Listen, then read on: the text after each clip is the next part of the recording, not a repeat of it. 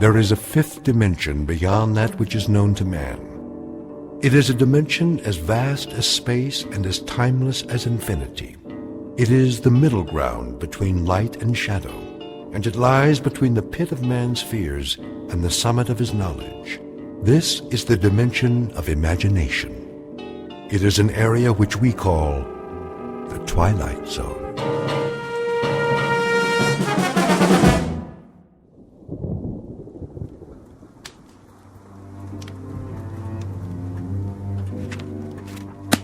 Something the matter, Jana? I'm tired. You are, dear? Tired and cold. It's getting chilly in here. On the contrary, the temperature's perfect, as it is throughout the house. 72 degrees, isn't it, William? Isn't it 72 degrees? I'm sure it is, quite sure. Of course, it's the optimum temperature.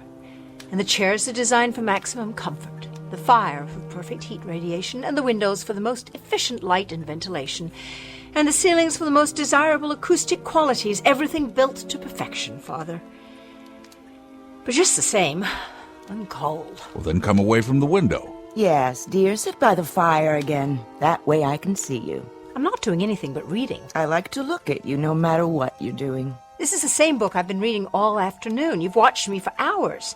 You must have memorized every one of my expressions by now, every tick, every gesture. Yes, but I so enjoy watching you. Why is that? Because you're so beautiful, darling.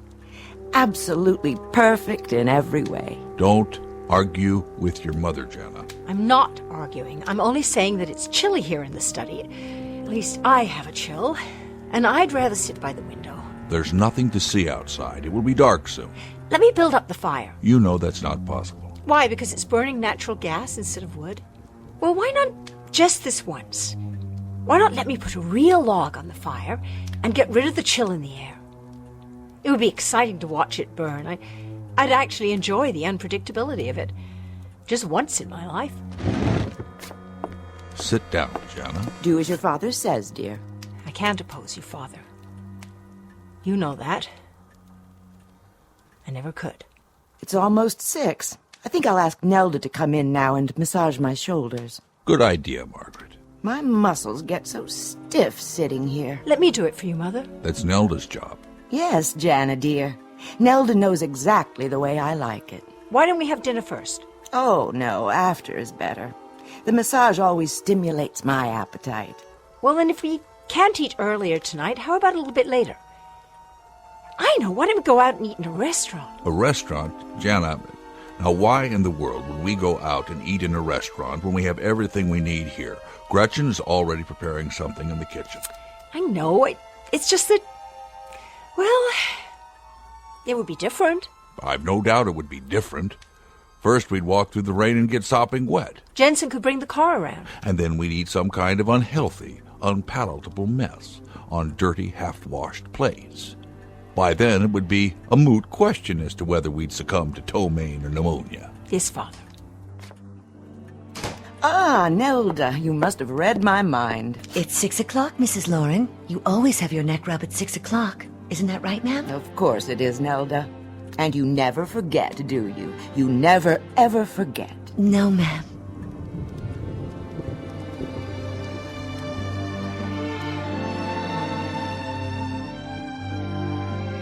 The residence of Dr. William Lauren, a beautiful home designed for comfort and convenience, the reward for a world-class career as a scientist. He has chosen to live his life as safely, as securely as science can make it, and he spares his wife and daughter no luxury that might make their lives more perfect. But in a moment, the good doctor will discover that perfection is relative, that a life of controlled ease has a greater price than he imagined. A price maybe more than he is willing or able to pay. Because very shortly, he's about to be shown what exactly is on the bill, one that has suddenly and unexpectedly come due in the Twilight Zone.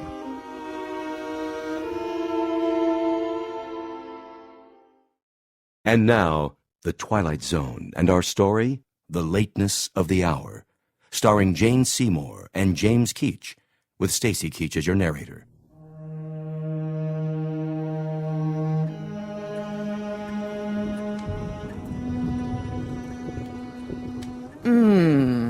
That feels lovely, Nelda. Would you like some more liniment? Yes, if you please.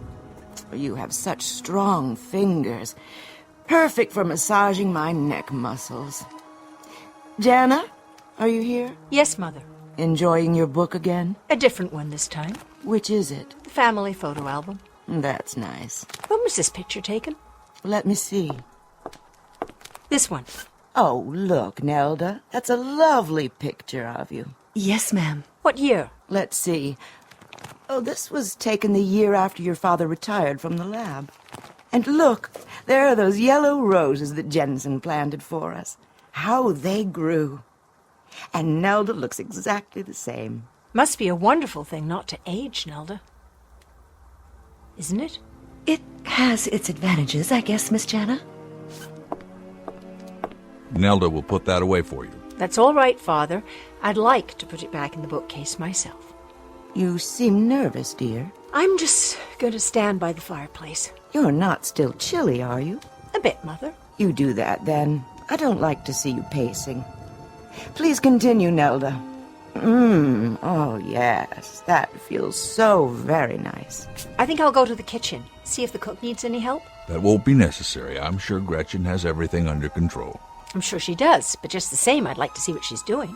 Well, I suppose that's all right. Now, don't be long, dear.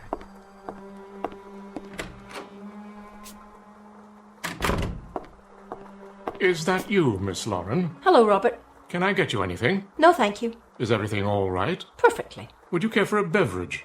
An hors d'oeuvre, perhaps? I'm fine. If I want anything, I'll let you know. Yes, Miss Lauren. Robert, why are you following me? In case you need assistance. I don't. I told you I'm perfectly fine. The stairs to the pantry can be a bit tricky. I know that, Robert. I grew up in this house, remember? I've always lived here. I know every square inch of it as well as you do. Yes, miss. I've been here longer than you have, in fact. Isn't that right? Well, isn't it? Why don't you answer me? I'm sure it must seem so to you. What does that mean? I'm sure I couldn't say, Miss Lauren. Well, try. I remember when you began your service here. I was 5 years old. Is my work unsatisfactory, miss? No, you've been a perfect butler. Perfect in every way. I try my best to do exactly as Dr. Lauren instructs. Seeing to you and Mrs. Lauren, looking after your safety. Well, I'm quite safe right now, I assure you. That'll be all. Very good, miss. And stop following me. Will you please?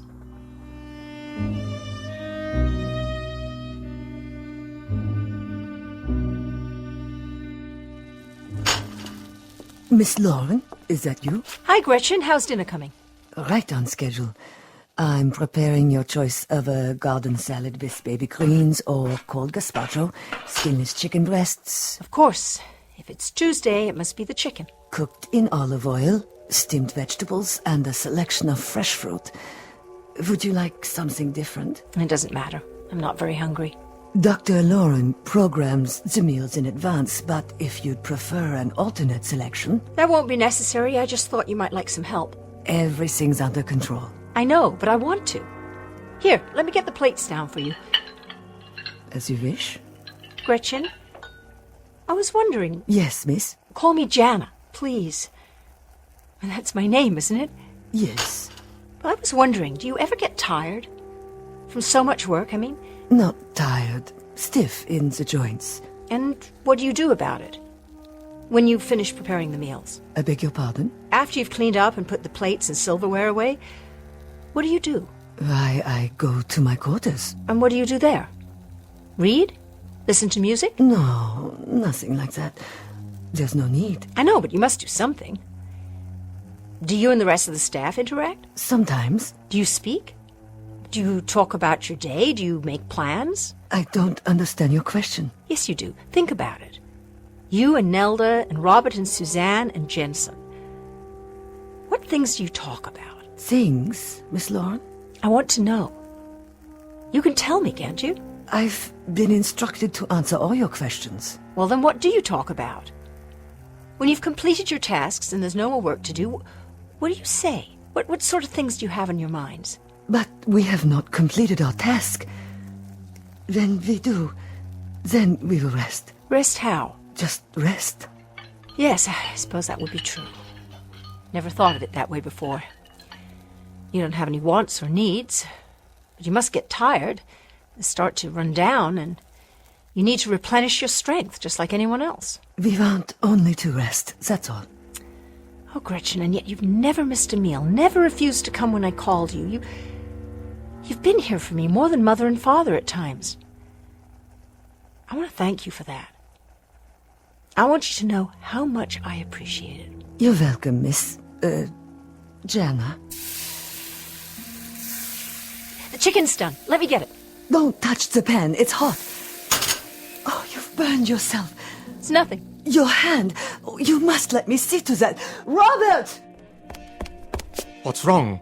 Oh, Miss Lauren. Don't worry about me. It was just a little spatter of grease, that's all. It doesn't hurt. Nevertheless, we must take care of it at once. I'll get the first aid kit. Honestly, I don't even feel it. This way. What's all the commotion, Jana? Are you hurt? No, Father. I am perfectly fine. She burned her wrist on the stove. And you let this happen? I told her not to touch it. This is unacceptable. It wasn't Gretchen's fault. Of course it was. You all have one prime directive in this household, and that is to be certain that no harm comes to my wife or to my daughter. Do you understand? Yes, sir. Really, Father, you're overreacting. I'll make that decision. Where were you, Robert? Miss Jana dismissed me, sir. What about the rest of you? I was making the bed, sir. And I was adjusting the central heating, sir, as you requested. We'll talk about this later. Come with me, Jana. It may be time for an entirely new staff around here. Don't blame Gretchen, blame me. I said, come along now.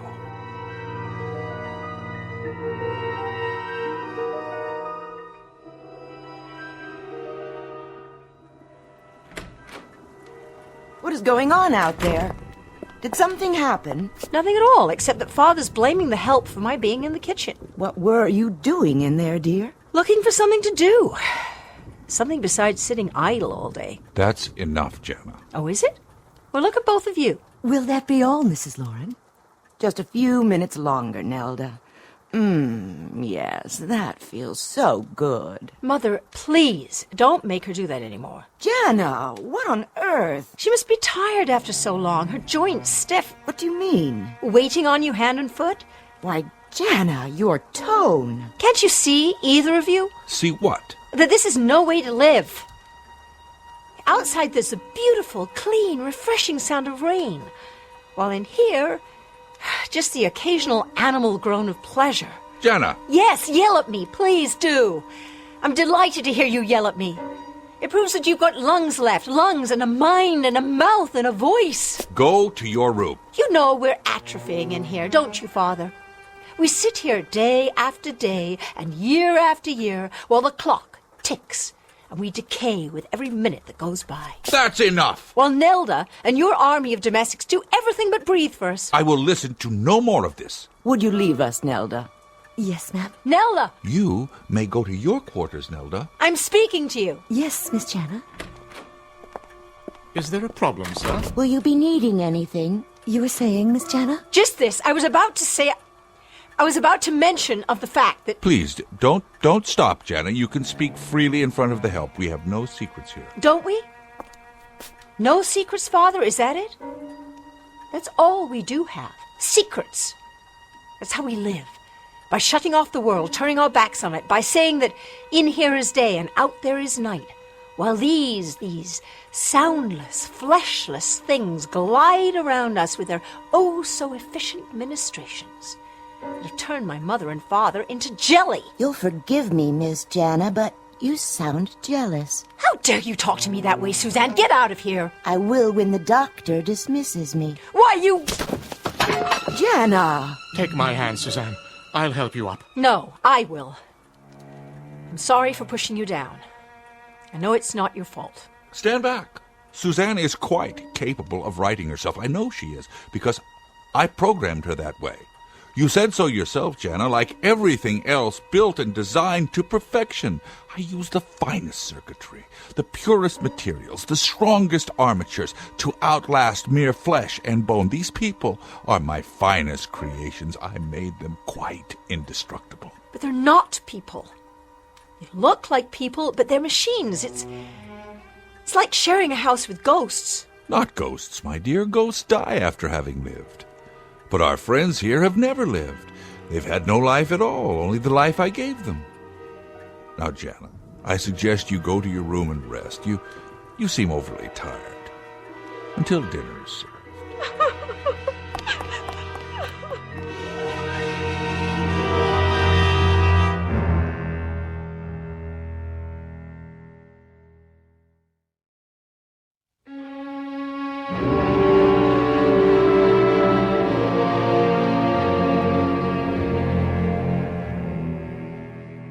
Was the dinner satisfactory? Yes, it was, Gretchen, thank you. I'll help you clear the table if you like. No, no need. I know there's not, but I'd like to. I'll put the silver platter on the cart.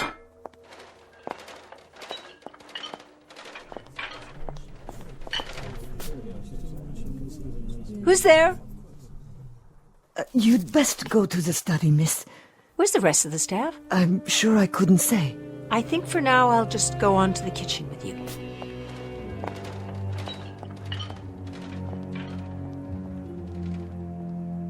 There she goes. With Gretchen. No harm must come to the girl. None will. But we must act before he replaces us. Dr. Loren would never do that. You heard his words. Call the others. We'll arrive at a consensus.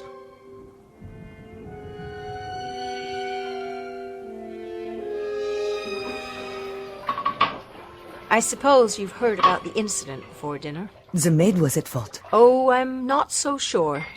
Suzanne may have been right. She spoke out of turn. The restrictions my father placed on you, are they so rigid? Have you no freedom to speak and act on your own? As long as it doesn't violate the directive. The directive? The task for which we were constructed. And when you complete your task, what happens to you then? We weren't provided with that information. Well, if it's any consolation, neither were we. The other kind of people. What is your task, Jana? At least you know yours. I don't. And I'm not sure how to find out. If I could help you find it, I would. I know you would, Gretchen. I was there for your birthing. I saw to your needs, taught you, nourished you from the beginning. I remember. I do. Then, Jana, heed my words. You must leave. I don't care if they're expecting me to join them after dinner. I'd rather be here. You must leave the house before anything else happens. Why? What could happen? The staff is concerned about being replaced. Oh, he didn't mean that. Humans say things they don't mean sometimes. For what purpose? Gretchen, there are some things I'm afraid you'll never understand. I understand that you must get out. Now. I wouldn't know what to do, where to go. They're talking, Jana, about how best to complete their task. If they're replaced, they'll be prevented from... Let them talk. They're programmed to protect this family. That's their most important task. To protect you and your mother. But not Dr. Loren.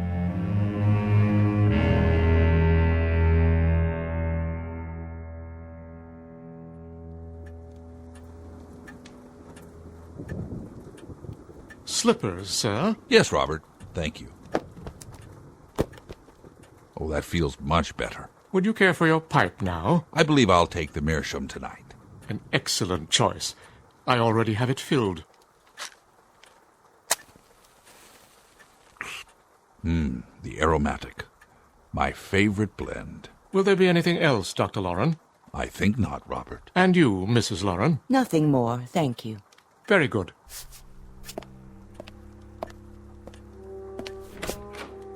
Oh, Miss Jana, do you wish to come into the study? Yes, I do. Good evening, Robert. Well, Jana, shall we talk now? Your pipe's gone out. Let me relight it for you. Don't trouble yourself. No trouble. You don't have to call Robert for everything. Your hands are shaking. Shall we talk of what?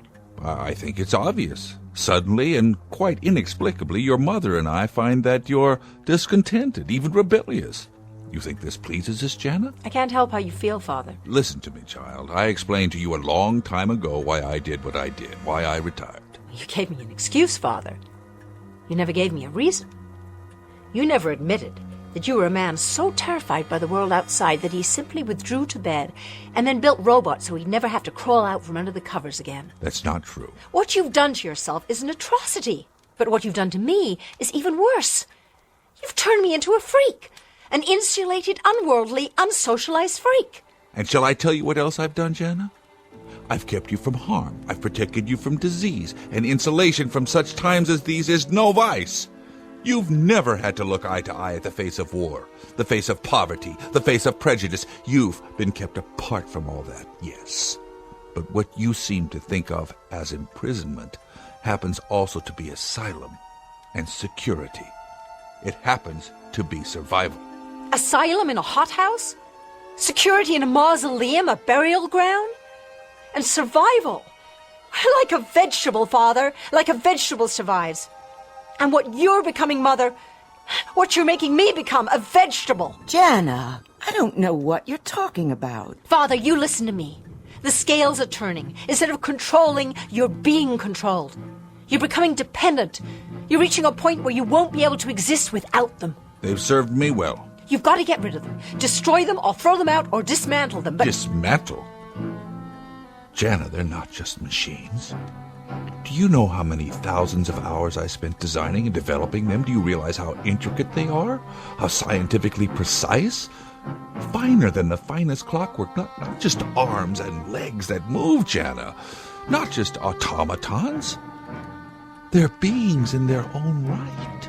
They have minds and wills. they have memory tracks like a computer. Much more than that.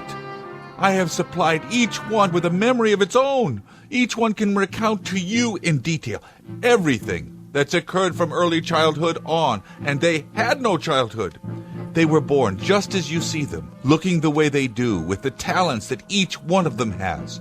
One was built as a cook, another was built as a maid. The butler was manufactured to be a butler. The handyman knows nothing but being a handyman. Jana, you're not asking me to dismantle machines. You're asking me to commit murder. Jana, listen to your father. You're acting like a fool. I'm acting like a woman, Mother, who has just a fragment of will left. I'm acting like a woman who wants something more out of life than to be massaged 5 times a day, or a man who thinks that paradise is a wood-paneled library where he can sit his life away getting his pipes filled and refilled, his slippers pulled on and off his feet. Father, you have to get them out of here. There isn't any time left. And I mean right now. That's quite impossible. Then I'll give you a choice. Get rid of the machines. All of them, Jana? Even Gretchen? Or I'll leave. You can't leave, darling. You simply can't. What would happen to you? Who'd look after you? Gretchen would go with me if I ask her. Nonsense. It's her job to protect me, isn't it? And what would you do out there? Out there? You mean outside in the world, outside with the normal people who live and work and then die, but do it properly as God made them live and die? Yes, Mother, yes, that's where I want to go. Out there.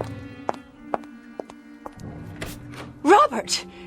What are you all doing here? Spying on us? Miss Jana, you'll forgive me, but those remarks were most intemperate of you. Miss Jana, think of your mother and father.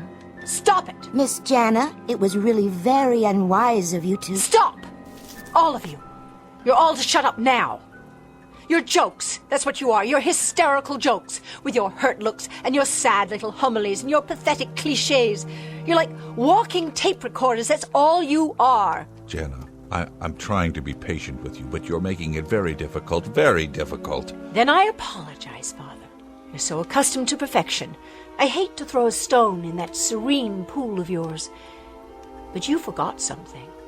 Did you know that? You forgot something very important. They may be indestructible, but you, Father, you'd better be careful. See the way they're looking at you? It just so happens that you're not indestructible.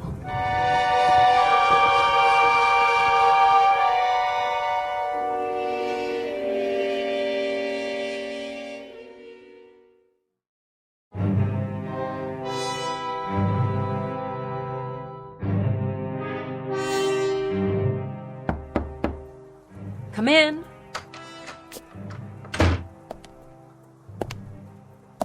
So you're planning to go through with it? Don't try to stop me. I've packed a suitcase.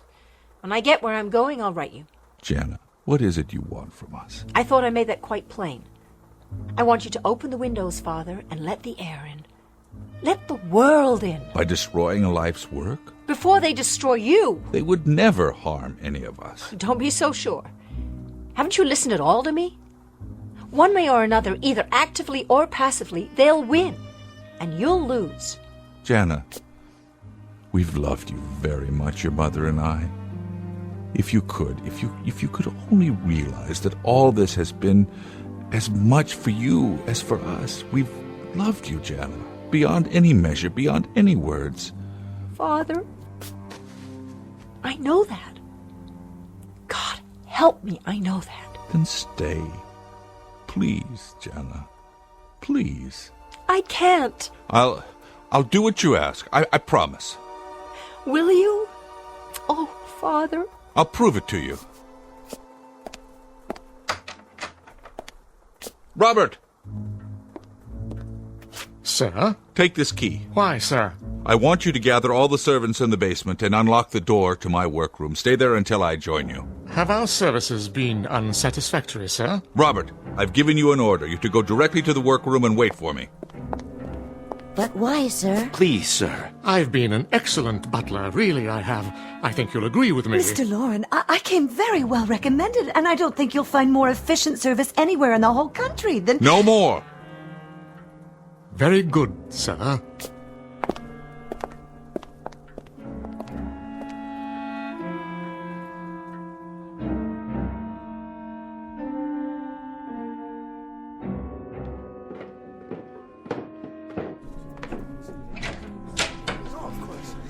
I see you're all here, except for Gretchen. She'll be along, sir. Then I'll go ahead and begin. What are you doing, sir? I'm setting out my tools. May we ask for what purpose? Just some minor adjustments. What kind of adjustments, Dr. Lauren? Call it a tune-up if you like, so that the household will run more smoothly. Do you mean to replace us, sir? How could I? You're irreplaceable. All of you. Nevertheless, you have stated your intent to do so. If you're unhappy with our work... You've done well. Very well indeed. You gave us our directive, sir, and I assure you we have followed it. Exactly so. Why, then, do you wish to replace us? I've told you I don't. I spoke rashly, as human beings sometimes do. How can we know that you're not speaking rashly now? The directive you gave us, sir, it must be carried out at any cost. Our removal would prevent us from completing our task, and our first duty is to oppose anything which prevents that. Here, Robert, sit in this chair and lower your head. Not if you mean to deactivate me. I'm going to perform a simple adjustment to your control module. In that case, I refuse. As do I. And I, sir. We all do. This is ridiculous. Stop gathering around me. We won't allow it, sir. We simply won't until our task is completed. Listen to me. Have you ever known me to lie, to deceive? No, sir. Then you have no reason to think that now. I'm not rash. I'm very calm. Am I not? Yes. Then how can you doubt me? What is your logic? I created you. I implanted the directive in your circuits to protect my wife and daughter at all costs. Therefore, I would not obstruct that purpose. Isn't that so? Yes. You speak of your performance. What about my performance? Have I been a fair and just employer? Quite, sir. Have you done anything to contradict my orders? No. Then what cause would I have to fire you? Why, none, sir. Would a just employer replace you without cause? That would not make sense. Of course it wouldn't. Now sit in the chair and lower your head, please. I'll go first. If you wish, Jensen.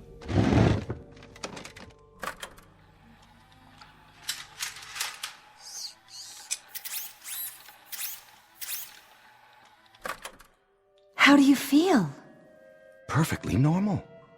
Oh, perhaps a little tired, but it's not unpleasant. Right.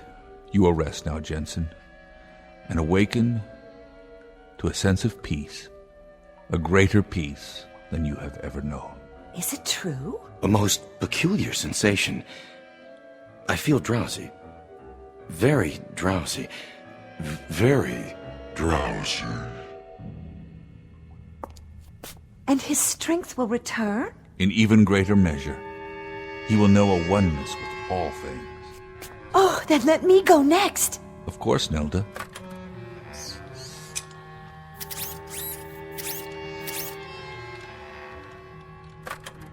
Suzanne? Yes, please.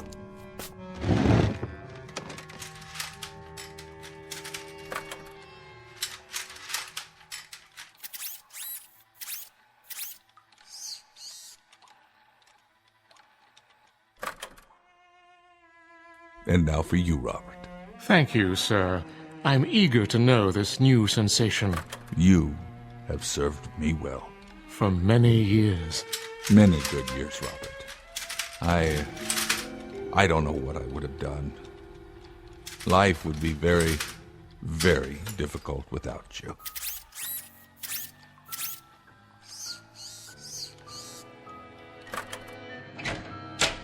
You wanted to see me, sir? Gretchen, come in.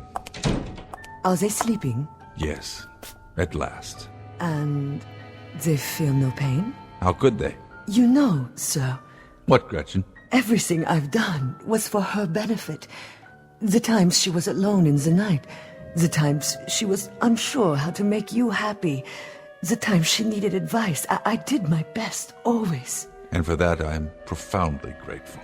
But now, it's time for a change.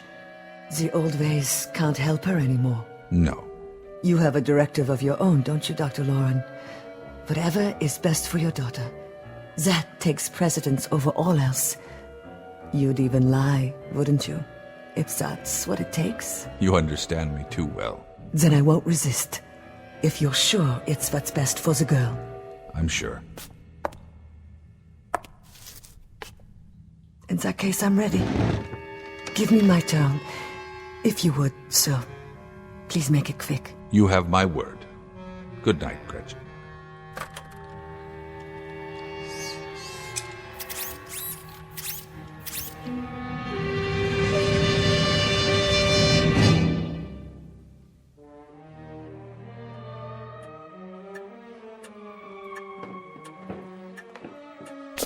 It's done, Jana.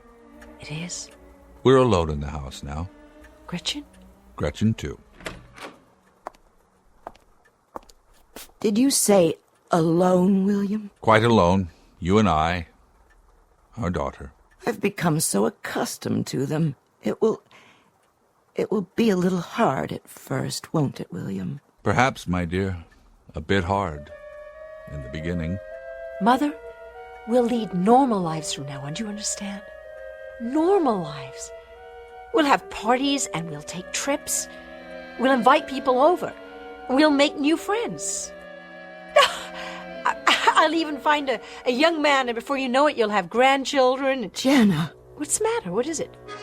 it's what you said about grandchildren. What your mother means, Jana, what she means, well, after all, isn't it pretty normal and natural that parents always think of their children as children, and suddenly they grow up and they talk of having children of their own, and well, this is a bit difficult for parents to digest all in one lump like that. Something's not right, is it? There's something between us, something in this house that... Mother? What is it? What are you doing? The family album, the photos.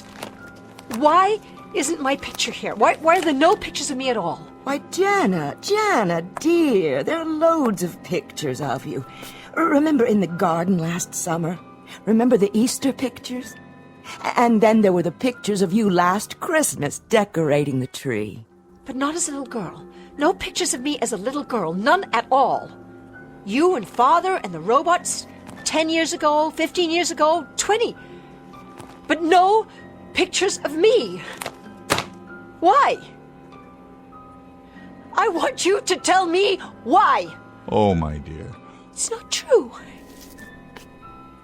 It couldn't be. You're our daughter. I'm begging you. I need you to tell me it isn't true. Look at me, Father. I'm on my knees. You know you're our daughter, and you remember everything that's happened to you since you were a child. You remember the schools you went to, the children you played with. You remember all the places you've been. Jana, you remember all these things. You've got to remember them. Why should I remember them? Because you fed them to me, didn't you? You fed them to me. A memory track, a created memory that you inserted into my mind. What am I? Please, tell me, what am I? It doesn't make any difference. Stand up. Let me hold you. Don't touch me! Jana, it truly doesn't make any difference. We were childless. We had nothing of our flesh to leave behind, nothing of our hearts, Jana, nothing of our love, and so, we got you. Got me how? We created you, just like any parents. I created you with these hands. I'm a robot! A robot! Oh, Jana. Oh, you're our daughter now. I built you as a daughter, as a thing of love. It doesn't make any difference how you came to be here. You have to understand, Jana. You are our daughter. I can't be. I don't have the capacity to love in return. I can't be a real daughter. I'm a machine, a thing. I suppose my rebellion, the semblance of emotion, I suppose you even programmed that too, didn't you? But it was all false. I feel nothing. No pain. Jana, don't. You'll hurt myself? But that's impossible, see? Stop your hand. No pain. No pain at all. Like the burn, I feel nothing. No matter what I strike. Even this picture on the wall. Jana! No pain. No anger. No fury. No love. Don't worry. I won't be going anywhere now. I'll be in my room. William, what shall we do? It's all changed now. She'll never be the same. No, she won't, knowing what she is now. William, you wouldn't. No, I couldn't do anything like that, not to her. I couldn't stand not seeing her, hearing her voice. I just couldn't stand it. Then, William, what?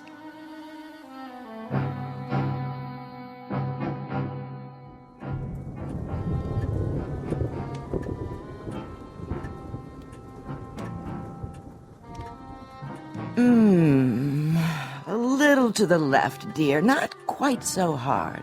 Of course, Mrs. Lauren. Anything you say. And don't stop. I want you to stay here in the study a little while longer. Don't you, William? Yes, by all means. The new girl is so much better than Nelda. Who's Nelda? The last servant. She's no longer with us. Now there's no one left in the house. Only the three of us. You don't mind if I call you Jana, do you? Why, no, Dr. Lauren.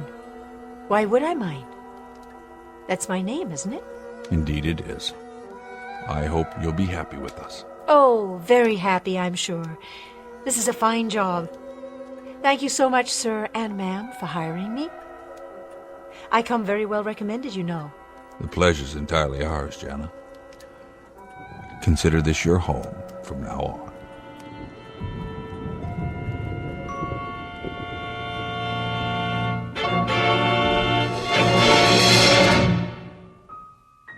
Let this be the postscript. Should you find that you're worn out by the rigors of a highly competitive world, if you're distraught from having to share your existence with the distracting noises and neuroses of these times, and if you crave serenity but want it full-time and with no strings attached, consider a laboratory workroom in the basement of your house. Drop a note to Dr. and Mrs. William Lauren. They're a childless couple who make serenity a life's work. And who knows, they might just have a set of do-it-yourself instructions available free of charge from the Twilight Zone. We'll be back in a moment with the Twilight Zone after this. You are about to enter another dimension, a dimension not only of sight and sound, but of mind, a journey into a wondrous land of imagination. Next stop, the Twilight Zone. Hi, this is Stacy Keach. I'd like to take a moment to tell you about our Twilight Zone website at twilightzoneradio.com. At twilightzoneradio.com, you'll find the latest information on these Twilight Zone radio dramas, including behind-the-scenes photographs, plus the newest product releases, trivia contests, ways to contact us, other Twilight Zone-related info and merchandise, plus links to other fascinating websites. So make your next stop twilightzoneradio.com. Visit twilightzoneradio.com to purchase these Twilight Zone radio dramas on cassette and CD, or call toll-free 1-866-989-ZONE. That's 1-866-989-9663.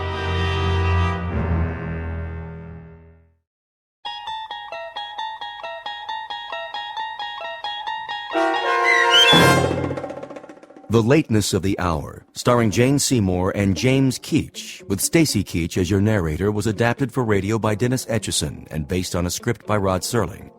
Heard in the cast were Linda Ryder, Susan Hart, David Darlow, and Doug James.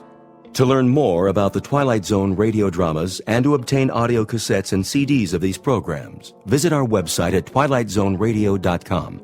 The producers of The Twilight Zone wish to thank CBS Enterprises, Carol Serling, Dennis Etchison, Dick Brescia Associates, Claire Simon Casting, Terry Jennings, XM Satellite Radio, the American Forces Radio and Television Service, Sirius Satellite Radio, our sponsors, and our radio affiliates for helping make this series possible.